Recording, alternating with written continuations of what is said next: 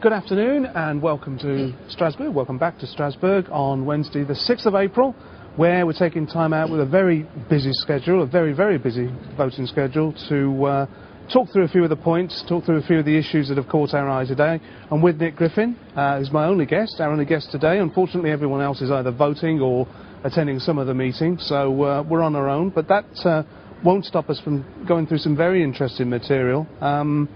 First off today, Nick, you were on your own today. You did a protest which only you, out of all the people in the chamber today, actually carried out. Yes, indeed. All done in the best possible taste. They every now and again they have a minute's silence for some disaster or whatever. There was a minute's silence for the Japanese earthquake, for instance, in which I, along with everyone else, stood up. This one, apparently, a boatload of so-called refugees from Libya overturned and people were drowned in the Mediterranean. So a minute's silence. So everybody stood up, and I'm afraid I didn't. That's not because I'm not sympathetic to those individuals, but it was a protest over the utter hypocrisy in this place, in that the only reason that those people are risking their lives, and it's from all over North Africa and further south as well, they're risking their lives to get to Europe, instead of working in their own countries to make them better. They're coming here as a soft option. They're coming here to live at our taxpayers' expense in soft touch Britain, soft touch Sweden and so on, and they're risking their lives to do that because these people let them. And if these people would simply say, the door is shut, there is no soft option for you in Europe, you've got to help sort your own countries out, then they wouldn't risk their lives in the first place. I think Bruno Gollnisch, our colleague in the Front National, made a very good point where he did throw the blame to you people, he said, and he made an excellent point. I wish you could have said it, but of course it doesn't drop like that. The speaking opportunities here are very limited, aren't Indeed, they? Well, actually, Bruno did it as a point of order. He was a bit cheeky to do so. He's got the advantage. He's got some 25 years more experience than me in this game. But I was saying to Andrew Bronze next to me precisely what Bruno said, just as they all sat down, that it was a pure hypocrisy and that these people lure these poor people to their deaths.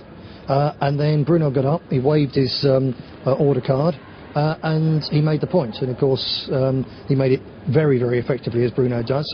I'm sure it'll be online, we'll put it up for people to see. Yeah, he made his point one way, I made my point the other. But all the rest of the sheep just went along with the PC fictions. Yeah, quite incredible how we're prepared to let our own people die of hypothermia. We allow our old people to be, our younger people in the armed forces to be killed in pointless wars. But because it's immigrants, we have to almost ceremonially throw ourselves before the altar. It was all about guilt. Making them feel guilty with this, so that the next time they have a proposal to let more in, the European Union is pushing very hard, as are, not surprisingly, the Italians, in fact, because they've got this wave of immigration now swamping their southern shores, so they're pushing, everyone has to take their fair share. And when people come, including criminals who have been released from prisons in the upheavals in the Middle East, when they come to, parts of Wiltshire and parts of Yorkshire and so on, and when they rob and when they murder people, as they will, no one here will propose a minute's silence for the victims, the indigenous victims of mass immigration. Oh no, they're invisible. Yeah. You told me probably an hour before you went into that chamber about an old chap, lives in London, made good living in technical television screens, that kind of thing, and what had happened to him. Yeah, indeed, this was a shocking thing this morning. I was speaking to one of our organisers down in north-east London, and he was telling me about an old chap who I've met several times. He's a nationalist old hand, and as you say, he's had a good business, worked very hard all his life. He's got a nice house and some nice things in it. And he thinks that he had a delivery, and a delivery man saw that it was a house worth robbing. And a couple of weeks later, he opens the door one night to a knock, and two black immigrants of some kind burst in, beat him all around his living room, literally beat him really severely, tied his belt around his neck, and dragged him upstairs, discussing whether they're going to strangle him or stab him. And dragged him upstairs to his bedroom, whereupon he was actually able to fight back, and despite being an old chap, he fought them off and he sent him packing. But he was badly beaten, badly injured, and if he hadn't been such a tough old bird, he'd have died, and there'd have been no minute's silence for him here. No, certainly not. Ties in nicely with the agenda and what we've been discussing on Monday, EU response to the migration flows in North Africa and the southern Mediterranean, in particular Lampedusa. Now that has relevance for you, doesn't it? It does indeed. It's a small island off the south coast of Italy, population of 4,000 or 5,000 people, which is being swamped by up to 1,000 Tunisians a day coming in. Now our colleagues and friends in the Italian Forza Nuova party have led the local resistance. Last week at my friend Roberto Fiore's suggestion when he was speaking in a public meeting down there, the next day the locals did as he suggested, which was blockade the ports to stop them coming in. So that's eased the problems of Lampedusa a little bit, because the Italian government responded to that by saying, OK, don't worry, we'll send a boat to pick up 7,000 of these unwanted immigrants and to bring them further north into Italy and then disperse them across the rest of Europe. But the people of Lampedusa are living under a reign of terror. There they can't go out at night. People have been burgled and attacked in their own homes. It's what happens. This is happening on a huge scale. And this is just from Tunisia. It's going to get worse. This is the wave of immigration which is either going to swamp Europe or bring nationalism to power, I believe, over the next probably 10 years. At most, because you're talking just from Tunisia, you're talking, and people coming from Africa further south, you're talking 1,000 people a day. This is like the novel Camp of the Saints. When Libya, one way or another, is settled and either peaceful or in total anarchy, you're going to get similar numbers coming through Libya. They're pouring in Cyprus through from everything east of Turkey, from Syria and so on, Iran. They're pouring in there as well. This is now a new and absolutely swamping wave of North African, Middle Eastern, overwhelmingly Muslim immigration into Europe. Our people in Britain haven't yet seen it, but they will see it, because those Tunisians, Libyans and so on, they won't stay very long in Italy because the benefits there aren't good enough. They're going to come to us, to the Swedes and so on. We are going to get swamped with this. Yeah. I mean, we were talking last week about the reasons for Western, for want of a better word, involvement in North Africa and the Middle East. Do you think there is a possibility that those crazed neocons, those one world government, those UN supremos, megalomaniacs, are actually fomenting this unrest in the north of Africa to create this wave of immigration? I think that's a part of it. Certainly it's noticeable that one of the things that Gaddafi has been doing, or when he was firmly in power was doing, was to enforce an agreement he reached with Silvio Berlusconi, the Italian premier, to ensure that there was no immigration coming through Libya. And he also refused to join the Euro-Mediterranean agreement, which is, again, it comes from this place fundamentally, and it's about a move towards creating Eurabia, to getting rid of in effect the borders between Europe and the Maghreb. And the political elite have long seen the young population of North Africa as the extra wave of cheap labour and people to buy consumer junk that they need in Europe as the European population ages. Countries like Libya, and the basic stability that was there was an impediment. So now they've removed the impediment, they've removed the stability. We're seeing this swamping wave of immigration. You see, interesting you raise it, because I was discussing with someone from Eastern Europe the other day, the same thing's happening there, particularly in Russia, that where people like George Soros, who's been heavily involved in destabilising the Middle East, he's been doing the same on all the states bordering Russia, so that Russia is also now increasingly, and the Eastern European countries, are seeing waves of immigration from the Turkic republics and so on to their eastern borders. So whereas up until recently the immigration has been into northwest Europe, mainly from our old colonies and so on, now we're getting a wave of immigration which is hitting the southern European countries, which have been relatively exempt. I was in Sardinia a couple of years ago, and it struck me that Sardinia was far more European than London, and in fact huge parts of England. So this is opening up the southern parts, the Mediterranean parts of Europe to mass immigration, at the same time that it's being done in Eastern Europe to a different form of mass immigration. And yeah, I think it's unavoidable. You have to conclude that the same people who conspired, and it was deliberate conspiracy, to swamp and utterly transform northwest Europe, are now aiming to do the same thing to the whole of Europe. It's genocidal, it's appalling, and it's our generation which will either give way to it or will stop it. Yeah. Less seriously, but to give an example of the way this place operates, the geopolitical influence that spills out here. We've voted today, or voting tomorrow, should we say, on a new gas pipeline, Nabusco or whatever. In, the Nabucco pipeline, that's yes. the one. Yeah. That's the one. And I looked at this and I knew it was wrong. We went through all the various reasons, but I knew you would have a reason why we shouldn't vote for it, a better reason. And sure enough, you gave me the better reason, the reliance on Turkey that would give it. In other words, to bring Turkey within the EU sphere and whatever. Yes, basically there's two pipeline proposals.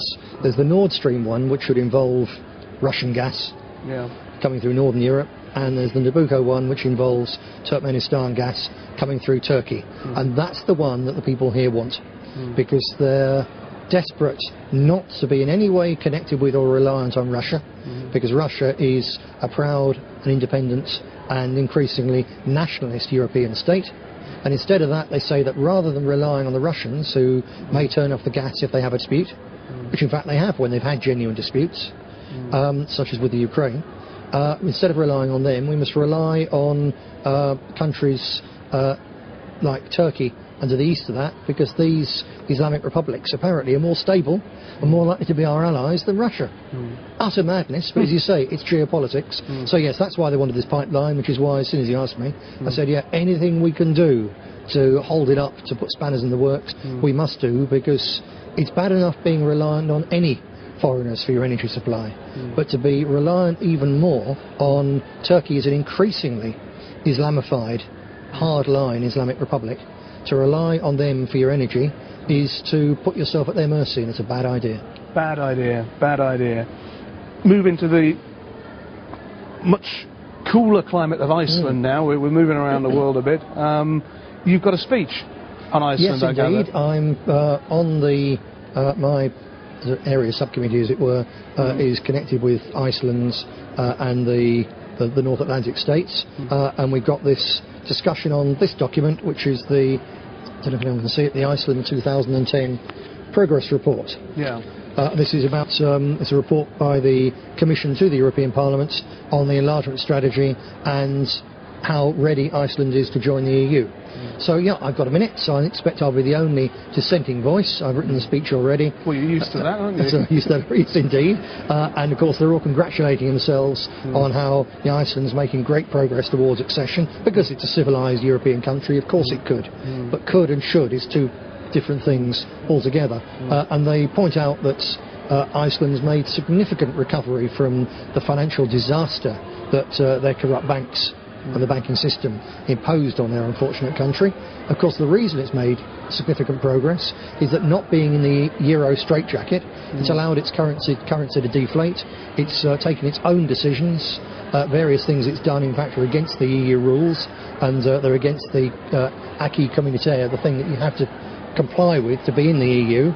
So they're complaining about these things, but it's because Iceland had freedom of action and her own currency that they've been able to begin to recover from the worst financial disaster, far worse than Greece, far worse than Ireland and so on. But they're on the mend. It is slow, and the report highlights ways in which they're still struggling. But again, there's a hypocrisy. They're all pretending that Iceland's nearly ready to get in and it's recovering a bit. It's only because it's not in there in the first place. But a couple of things of note in this report which I fished out. As I say, they're pointing out that the Icelandic government put capital flow restrictions on, which gave the central government the power to restrict and keep capital within the country to help to rebuild Iceland. As it says here, these provisions are not in line with the EU acquis. In other words, if they'd been in Europe, they couldn't have done that. We've got complaint that no developments can be reported in the area of postal services. And they were asked about the implementation of the third postal directive. this is the thing they don't say here. They say the goal is to allow Iceland to take necessary steps to ensure the interests of consumers. That sounds nice. As well as the smooth functioning as the postal market as a whole. What that means when you take it out of EU doublespeak is that Iceland at present has a post office run by the nation for the nation, like we did with the Royal Mail, and they're supposed to privatise it and break it up and open it up to foreign competition as a private for profit operation, and they haven't yet done so, so they're going to have to change that as well. And then perhaps the most worrying thing in a country the size of Iceland, overall Iceland is advanced in the area of migration. No additional developments can be reported in this area. Iceland needs to tackle some of the outstanding issues, such as regards the right to family reunification. So this is the beginning of the opening of the doors of Iceland. It's a population of what? Some quarter of a million, something like quarter of a million, 300,000 people, Viking and actually Irish stock, mixed. They've been exactly as they are for 1,000 years. They've got probably the oldest really living tradition of really old European values and folkways and so on, and they're saying they have to have the right to family reunification. What that means is that once you've got one immigrant, they're allowed to bring all the rest of their family with them in an endless chain. It's one of the key factors which has swamped countries like Britain and France and Denmark and turned vast parts of our nations into foreign places. And there we are, they're saying, the EU's saying, that's another thing Iceland's got to do. It also says Iceland's well advanced in the area of asylum. Well, God help them, because as Lampedusa and southern Italy fill up and so on, if Iceland was in the EU, then you can bet your life. And I'm just being straightforward and honest here, that the appeal of apparently the most beautiful girls in Europe and a massively generous welfare state would mean that Lampedusa would empty, half of Tunisia will empty, and every last one who can will go to Iceland, and they will swamp and destroy that poor nation.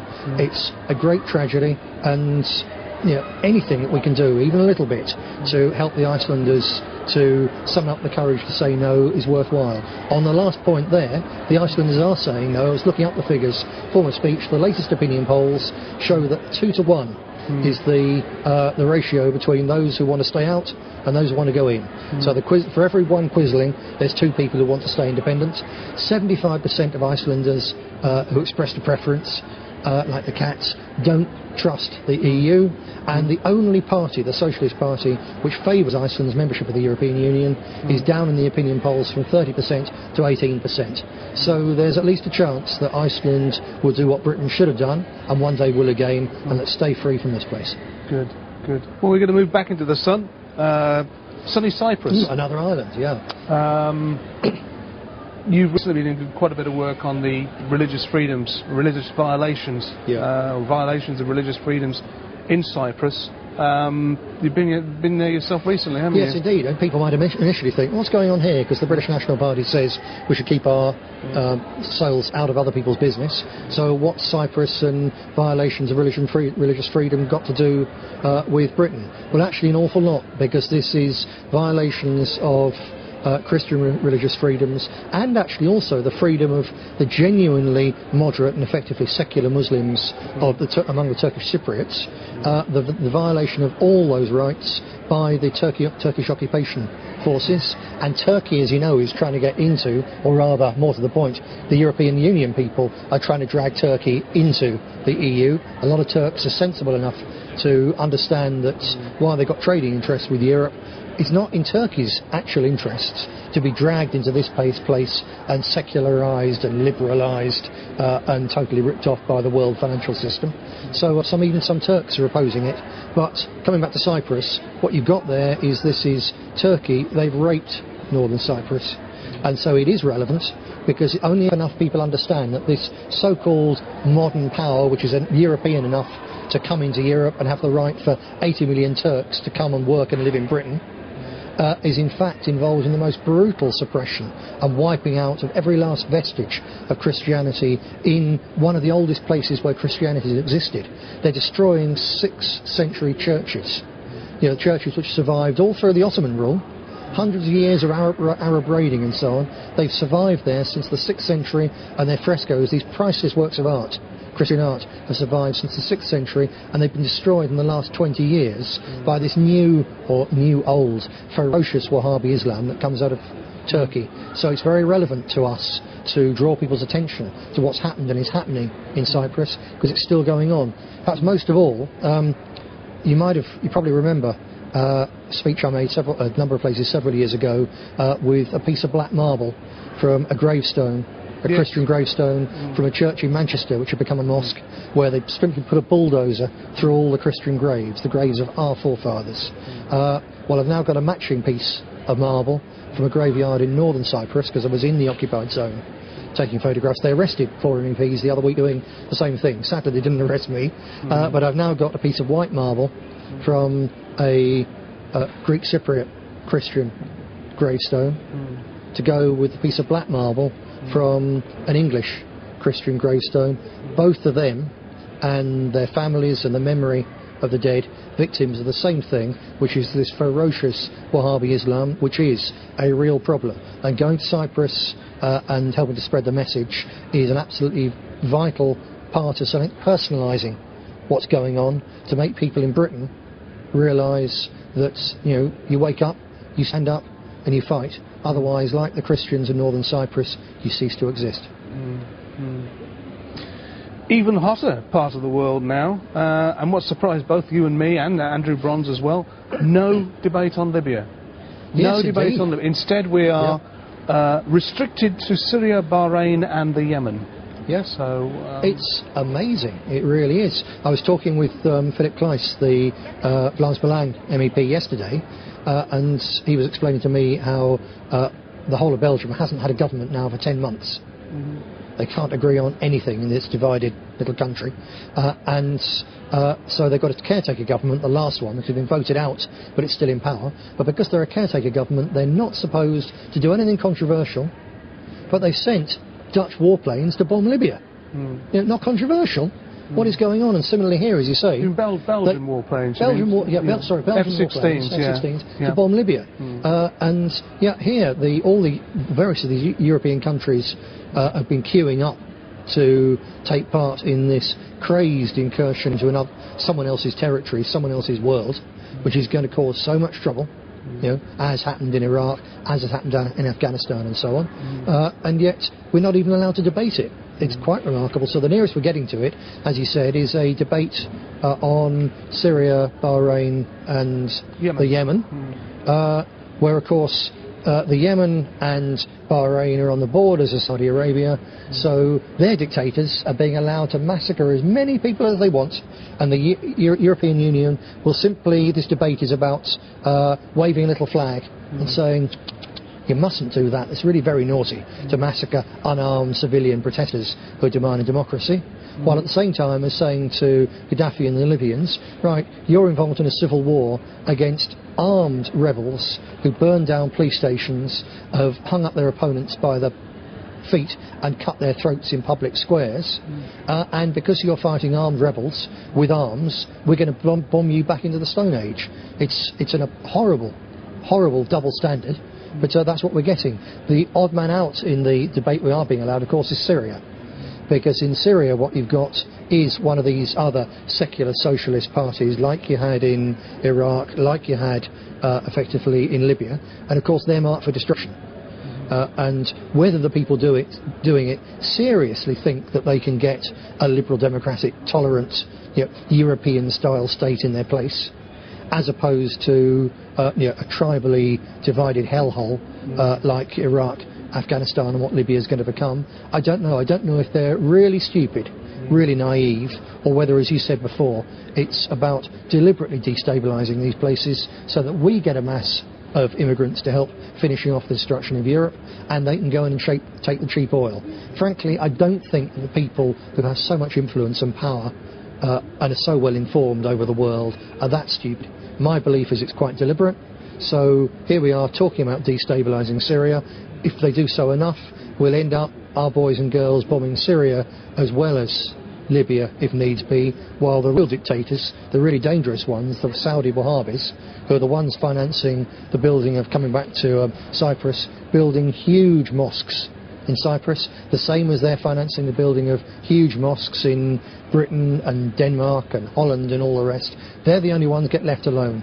And as I say, I don't think it's madness, I think it's wickedness. But I don't think we should be too depressed. This is happening so fast now, again, especially coming back to this immigration wave. I think we're nearing the point, the tail of the frog. If you want to boil a frog alive, what do? You don't drop it in very hot water. You put it in cool water and you gradually heat things up. And the heat is now so great, so fast, the increase here, that I think it's quite likely, with a bit of help from us, to spark an almighty backlash which can turn the thing over and turn it round. And even if the Arab Spring revolutions were essentially phony, they show what revolutions can happen with modern technology such as mobile phones and so on, when people really have had enough and people are prepared to stand up and fight for their freedoms. And I can see it happening all over Europe at some stage, not too soon, very, very quickly. And all this could become a bad dream and an interesting point in history. But we'll see, won't we? We'll see. We'll see. Probably by not in 2 weeks' time, which is the time when we'll be back again with one of these little programmes. We hope you enjoy them. We try and make it as interesting as we can for you. And as I say, we'll be back probably in Brussels or Strasbourg in 2 weeks' time. Thank you.